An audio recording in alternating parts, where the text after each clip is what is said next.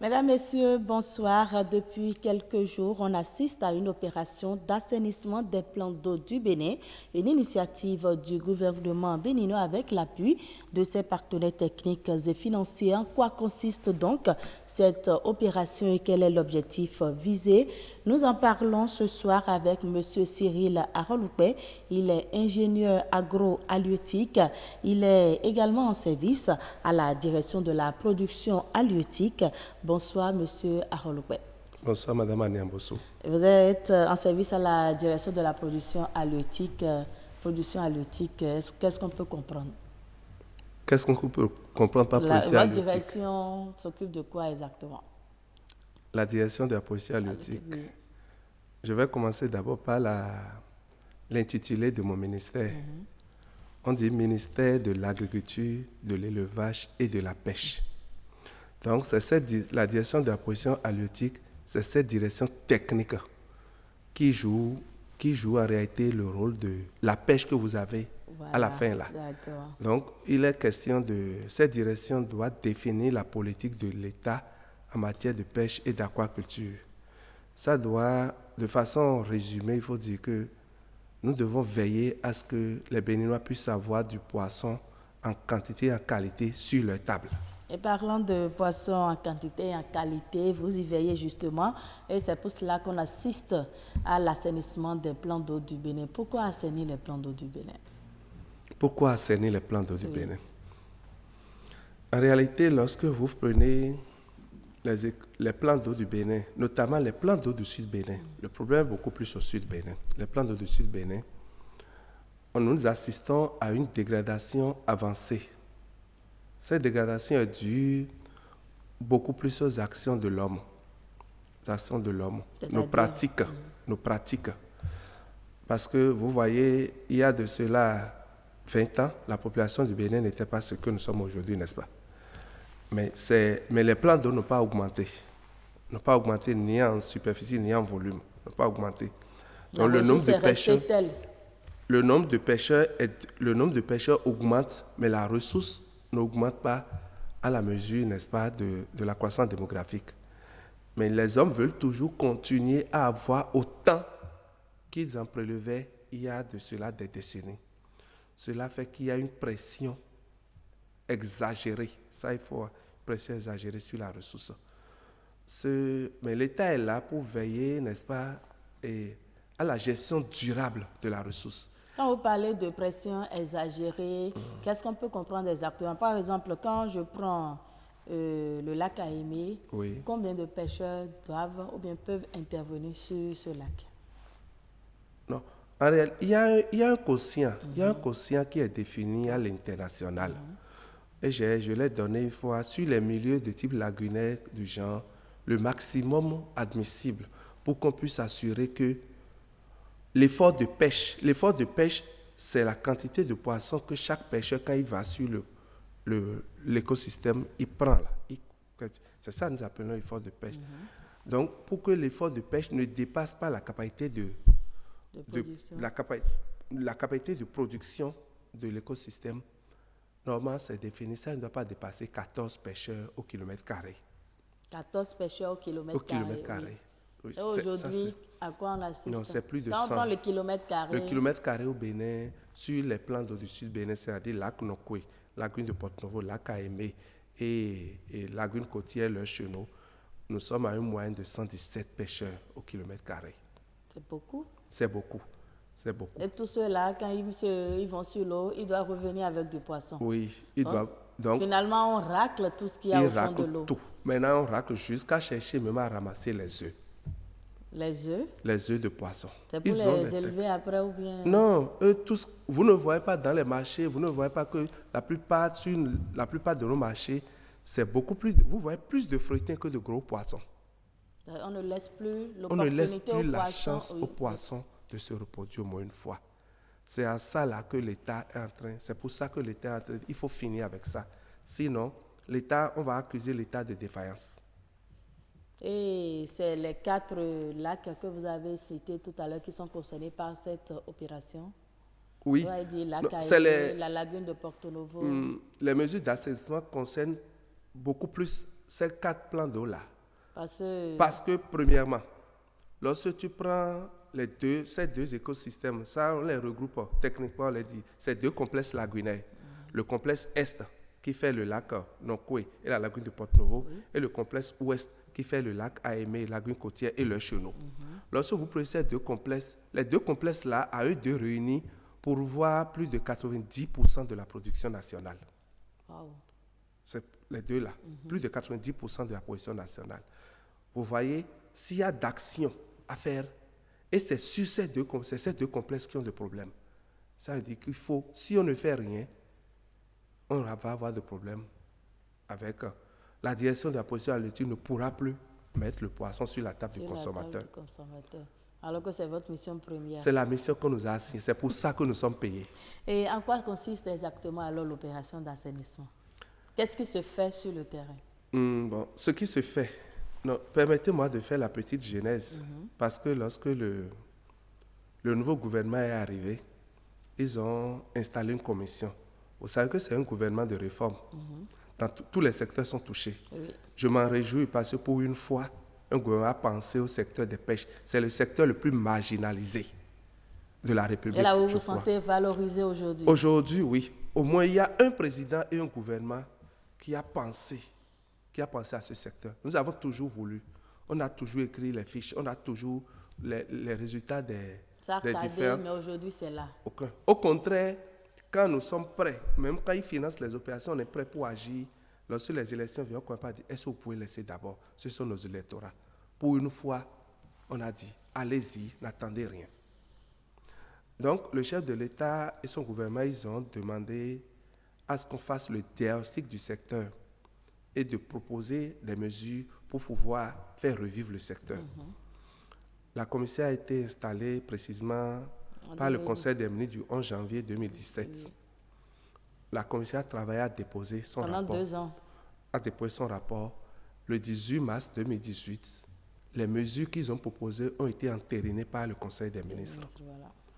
Là, mais quand ça a été entériné, il a été demandé expressément à la commission technique chargée de mettre en œuvre les mesures, de faire un travail de sensibilisation en profondeur à l'endroit des populations. Donc, vous voyez, de mars 2018, en août 2019, on a mis 1 an et demi à sensibiliser les populations, toutes les autorités politiques à tous les niveaux, à leur montrer jusqu'où la situation est grave.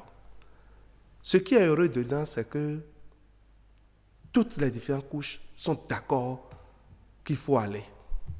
Même les pêcheurs? Les pêcheurs, je vais dire la grande majorité des pêcheurs. Ne serait-ce que la semaine passée, le directeur de la police halieutique et moi étions allés sur le terrain. Et notamment dans les villages riverains du lac Aémé, côté Atlantique, côté Mono plutôt. Ils ont commencé le travail par les localités de Tossouron, Bopa et autres. Mais les dames étaient tellement enthousiasmées. Elles disent, enfin, on ne va quand même pas avoir de gros poissons. Les gens savaient que c'est ces actions qu'il faut mener. Il faut nécessairement mener ces actions avant que le lac ne puisse commencer par revivre. Mais il y aura toujours des résistances. Il y a quelques points de résistance. On va en venir. On parlait de l'opération. Vous avez dit que vous allez faire un peu la genèse de cette opération d'assainissement. Je vais vous demander en quoi consiste exactement l'opération sur le terrain. Oui, l'opération telle que proposée, c'est qu'on a dit au niveau du lac Aémé. Oui. Le lac Aémé. L'opération diffère d'un lac à un autre. Oui. Okay, ça diffère d'un lac à un autre. Ok, d'accord. Au niveau du lac Aémé, parce qu'il y a beaucoup de considérations scientifiques qui sont rentrées dedans, on a constaté que la configuration de l'assiette du lac, le lac Aémé a une configuration encaissée. C'est-à-dire? Encaissée, comment je vais t'expliquer ça? C'est pas encaissé par opposition à évaser. Évaser, Vous voyez, pas opposition à évaser. Encaisser, ça veut dire que ça garde tout ce qui vient. Ça ne laisse pas. Rejette rien. Ça du ne tout. rejette presque rien, c'est encaissé. Donc si j'envoie par exemple un sachet dedans, ça reste. Oui, il y a pas un mécanisme pour pouvoir. D'évacuation. Pour pouvoir évacuer ça. Ok, le mécanisme ne fonctionne pas. Ok. Donc cela fait que les pratiques Akadia qui se développent aussi dans ce plan d'eau accélèrent le comblement de cet écosystème. Akadia, c'est des branchages. C'est des branchages qui sont amenés dans le milieu. Et ce milieu, ça crée un micro-environnement très favorable pour les poissons, puisque les poissons se sentent en sécurité. Ils se sentent en sécurité. Et sur ces branchages, il se développe aussi des phytoplanctons. Et les poissons, non seulement ils se sentent en sécurité, ils trouvent également de la nourriture. Par conséquent, les acadias sont un peu comme un paradis pour eux. Les pêcheurs ne jettent plus de filets, donc ils n'ont plus à craindre les coups de filet, les filets éperviers qu'on jette. Non, donc ils se sentent en sécurité là. Donc les poissons se réfugient là, grandissent, se multiplient, se reproduisent suffisamment et parfois quand il y a surplus, le surplus partit même au repeuplement de l'écosystème. Donc, en quelque sorte, le système d'Akadia n'est pas aussi mauvais. On ne peut pas dire que Akadia n'a pas que de mauvais côtés. Ça, j'ai parlé de son bon côté. De mon côté. Mais en quoi ça constitue un problème pour lui? Un problème, premièrement, pour faire 1 hectare d'Akadia, vous avez besoin d'utiliser entre 20 et 50 tonnes de bois. Vous voyez un peu. Et tout ça dans Au l'eau, départ, à l'origine d'Akadia, les gens trouvaient les branchages là, juste c'est dans les environs immédiats des plans d'eau. Mais aujourd'hui, il y en a plus. Ils ont tout déboisé. Ils sont obligés de faire aujourd'hui des kilomètres, parfois des centaines de kilomètres pour aller chercher. Ça veut dire quoi? Akadia contribue aussi à la déforestation. Mais toute cette quantité de bois qu'ils amènent dans l'écosystème, ce n'est pas ressorti. Ça pourrit. C'est de la matière organique. Ça pourrit et tous ces débris-là participent au comblement de l'eau. À un moment donné, le plan d'eau, c'est une ressource partagée. Lorsque des gens viennent, toi, par exemple, tu as tes moyens, tu installes comme tu veux. Sur le lac Nokwe, on a mesuré un Akadia qui fait 16 hectares. Un individu, ou bien une seule personne, ou bien 2 à 3 personnes se mettent en groupe, ils occupent 16 hectares du lac. Les autres vont occuper. Les autres vont, ceux qui veulent jeter, les pêcheurs en eau libre, où est-ce qu'ils vont? S'approvisionner. Eux autres ont le droit d'accéder également à la ressource. Donc, l'un dans l'autre, lorsqu'on met les avantages et les inconvénients sur tapis. Il y a plus d'inconvénients que d'avantages. Oui, il y a plus de... Mais n'oubliez pas, Akadia participe beaucoup. Akadia fait que la production de nos milieux lagunaires est exceptionnelle. Au moment où la production, en moyenne par hectare, des milieux lagunaires de sorte là, ça tourne autour de 800 à 1 kg, à 800 kg à 1 tonne, voire 1 tonne 5 à l'hectare. Au Bénin, nous avons 2 à 3 fois plus que ça à cause des acadias. Des acadias. Ok, à part les acadias, quels sont les autres engins prohibés qu'on doit retirer de nos cours d'eau? Les autres engins... On voit également, on a vu des moustiquaires. Oui, il y a des les autres engins prohibés. En réalité, l'engin est prohibé. On dit que l'engin est prohibé lorsque, après observation de l'engin, on constate que l'engin n'est pas sélectif.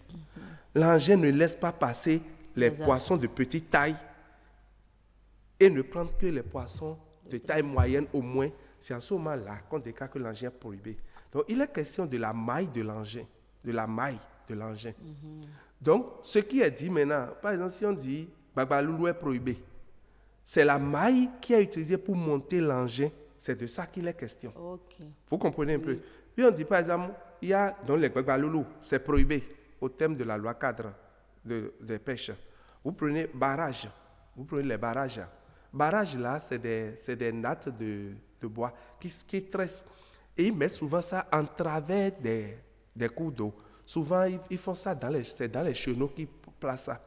Or, les chenaux, un chenal, c'est un canal en réalité, un canal de migration pour les espèces halieutiques. Ils passent par là pour assouvir leurs besoins de reproduction, sinon, en tout cas, pour assouvir leurs besoins physiologiques. Normalement, il ne faut pas entraver ça. la pêche est strictement interdite même dans les chenaux au Bénin. Il faut laisser les poissons assouvir leurs besoins physiologiques. Il est en train de migrer pour aller se reproduire. Il est en train de migrer pour ses besoins de croissance. Il est en train de migrer pour ses besoins de reproduction. Il faut permettre aux poissons d'assouvir ses besoins physiologiques. Normalement, oui. Normal. S'il vient maintenant sur le lit, sur le grand plan d'eau, ok, vous le pêchez là, le problème se pose. Mais vous devez le pêcher quand il a atteint la taille qu'il faut pour le pêcher. Mais l'opération ne vise pas seulement les poissons, il y a également les crustacés, les crevettes, Oui, les c'est crabes toutes les espèces halieutiques. Toutes les espèces halieutiques. L'opération là va favoriser toutes les espèces halieutiques. Parce que vous prenez le lac Ayémé par exemple, c'est un écosystème qui pourvoit beaucoup de crevettes par le passé. Mais aujourd'hui, à cause de ça, on a installé les bases obligatoires de contrôle avec les plateformes de transfert, beaucoup d'investissements avec l'appui de l'Union européenne. Quand on a fini de faire ça, on a transféré les infrastructures transférées aux producteurs pour pouvoir gérer. Les privés doivent gérer ça. Mais à cause de l'utilisation généralisée des engins prohibés, on ne trouvait plus de crevettes. La matière première n'existait plus. Toutes ces infrastructures sont en panne, ne fonctionnent pas depuis là. Parce qu'il n'y a pas la ressource. Il n'y a pas la matière première pour faire tourner les infrastructures. Mais si on assiste à ce genre de situation, c'est parce que pendant longtemps, on a laissé faire les pêcheurs. Oui, il n'y a pas eu de sanctions. Que prévoit la réglementation? On a laissé faire. Laissé faire, bon. Est-ce qu'on a laissé faire? Oui. Si, parce que si on avait commencé par punir, non, je ne peux pas dire, pas sensibiliser, on ne peut pas faire ça. Madame Aniabossou, on a toujours dit, je suis dans la...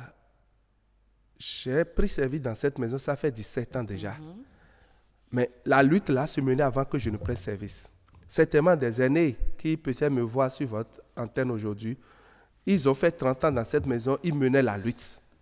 Mais il n'y a jamais eu la volonté politique pour accompagner les propositions des techniciens comme nous l'avons eu maintenant. C'est le problème, ça. Ce sont même les politiciens qui sont censés nous appuyer. C'est eux qui passent pour nous dire pardon, laissez-les. Vous l'avez dit tout à l'heure. C'est un peu ça. Donc c'est parce que la volonté politique. La volonté politique a toujours inhibé, n'est-ce pas, la détermination d'être spécialiste de la question. On a laissé faire pendant des années. Et là, on n'a plus de poissons. Tout est pollué. Si ce n'est pas que je parle trop, je peux vous affirmer. Même maintenant, quand l'opération a commencé, les autorités politiques reçoivent beaucoup de pression. Beaucoup de notes, les gens écrivent beaucoup pour dire... Mais pourtant, il y a eu une sensibilisation. Vous avez dit tout à l'heure que les populations, les élus locaux et autres ont été acquises à la cause. Bon, je vais faire une comparaison. Nous savons tous que le trafic de drogue est interdit, n'est-ce pas? C'est interdit, non? Oui. Et c'est durement sanctionné. Pourtant, les gens le font. Les gens le font toujours. Et c'est tout ce qui est illicite là, apparemment, c'est ça qui enrichit plus. Ou bien? Apparemment. Oui. Je ne peux pas affirmer. Vous avez dit tout à l'heure que malgré toute la sensibilisation et tout, il y a encore des réticences. Qu'est-ce que vous faites pour que tout le monde soit acquis à la cause? Non, on essaie toujours de dialoguer, d'aborder les gens, de leur expliquer le bien fondé. Est-ce que vous êtes déjà allé dans une localité, on vous a renvoyé, genre, on ne veut non, pas? Non, on ne nous renvoie pas. Mais on essaie, ils écrivent abondamment aux différentes autorités à l'effet que ces autorités nous demandent de stopper les opérations. Que ces autorités influencent. Mais heureusement, cette fois-ci, il n'y a pas non. Toutes les autorités ont dit, allez-y. Il faut passer par là. Parce que ne pas le faire, c'est comme si on est complice du malheur de nos populations. C'est des conditions d'existence des pêcheurs qu'il s'agit. C'est plus de 600 000 emplois que le secteur des pêcheurs de l'aquaculture pourvoit au Bénin. Et ça fait 3% du PIB. Ça fait 3% du PIB et 17% du PIB agricole. Vous voyez un peu? Oui. Donc, on doit faire quelque chose parce que le potentiel, le secteur peut donner beaucoup plus. Le potentiel des pêcheurs de l'aquaculture, ce n'est pas encore valorisé. le secteur peut devenir beaucoup plus productif. On tend vers ça. Oui, si on met en œuvre les mesures d'assainissement et la réhabilitation vous allez voir que la contribution du secteur à l'économie nationale va beaucoup plus augmenter. Et que deviennent les déchets retirés de l'eau, les branchages, les moustiquaires? Parce qu'on en a vu, ils ont pris assez de moustiquaires dans les lacs. Oui. Qu'est-ce qu'ils deviennent? Oui, ces déchets-là. Qu'est-ce que vous en faites? Oui, ces déchets seront détruits. Ces déchets sont détruits. Au fur et à mesure. Oui, au fur et à mesure. Au fur et à mesure, on les détruit. Au fur et à mesure. Les acadias, c'est des branchages. Ça ne pose pas de problème. Il y a des sites de décharge qui sont retenus à cet effet. Et au fur et à mesure, lorsque ça sèche, ça quitte l'eau, vous voyez, c'est complètement mouillé. Oui. Lorsque ça sèche, on procède à l'incinération. Et les moustiquaires? Les moustiquaires, tout ça là aussi, c'est stocké. Et on va procéder, ça avec les cadres du ministère de l'Environnement et les autorités compétentes en ces matières-là. On procède, n'est-ce pas, à la destruction suivant ce qui est recommandé par la loi. Quand on parle de la pêche au Bénin, quelle est la réglementation en la matière? La réglementation? Oui. Il y a une nationale législative et réglementaire qui administre le secteur. Il y a une loi qui est votée depuis 2014, la loi cadre du secteur. Et il y a 2 décrets d'application. Il y a le décret portant les conditions d'exercice de l'activité de pêche au Bénin, c'est pris en juillet par le 25 juillet 2018, et le décret portant les modalités d'exercice de pêche. Est-ce qu'il ne faut pas, après cette opération d'assainissement, est-ce qu'il ne faut pas commencer par appliquer la loi de façon sévère pour discipliner un tant soit peu tout le monde? Je vais vous le dire, la loi s'applique déjà de façon sévère aujourd'hui. Et parce que dans le processus qui a conduit aux enlèvements maintenant, c'est tous les corps d'État. Quand je parle de corps d'État, c'est tous les ministères, chacun en ce qui le concerne, dans leur domaine de compétences qui ont été associés. Le personnel du ministère de la Justice, en l'occurrence les procureurs de la République, les procureurs qui sont territorialement compétents en ce qui concerne les plans d'eau dont il s'agit, ils ont tous participé aux différentes phases. Voilà. Et leurs rôles dedans ont été clairement définis. Lorsque les OPJ, les officiers de police judiciaire, constatent, par exemple, au cours des opérations d'enlèvement, s'il y a des gens qui, malgré tout ce qu'on dit, se mettent en travers de la loi, ils seront déférés. Et les procureurs purement et simplement. Ils seront déférés. Parce que nul ne peut prétendre de sa propre stupidité. Vous êtes d'accord avec moi? C'est une loi de la République. La loi n'est pas, c'est pas le président de la République qui a pris c'est pas un décret. Les députés ont pris le temps. La loi 4 sur la pêche là, ça a fait au moins 12 ans dans le circuit. Avant que ça ne soit voté par le Parlement, ça fait 12 ans dans le circuit. Ça faisait beaucoup d'aller et retour. Les députés posaient des questions. Et si on faisait ci, donc, avant que ça soit adopté, par conséquent, on a eu suffisamment de temps pour l'élaborer. Suffisamment de temps. Même les amendes qui sont prévues dedans, il y a une partie des amendes on est en train de vivre. Il faut revoir ça à la hausse. Parce que il faut faire en sorte que le bien public soit respecté. Qu'on puisse accéder au bien public dans les conditions fixées par la loi. Monsieur Aroloupe, assainir les plans d'eau, c'est bien, mais l'autre problème de nos lacs et lagunes, c'est l'insalubrité autour des berges. Qu'est-ce qui est fait? Parce qu'une chose est d'enlever tout ce qui est engin prohibé de l'eau, mais si tout autour, on continue de jeter des ordures, on aura certes assez de poissons, mais côté qualité, il y aura un problème. Est-ce qu'il y a une action dans ce sens? Oui, je vous ai dit, c'est prévu. On a parlé d'assainissement et réhabilitation. Voilà. Oui.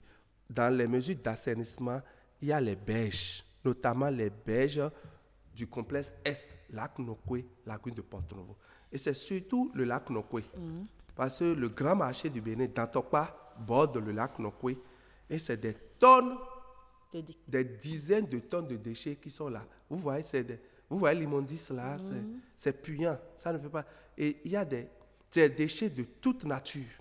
Et l'autre chose également, c'est les transporteurs d'essence qui circulent sur le lac.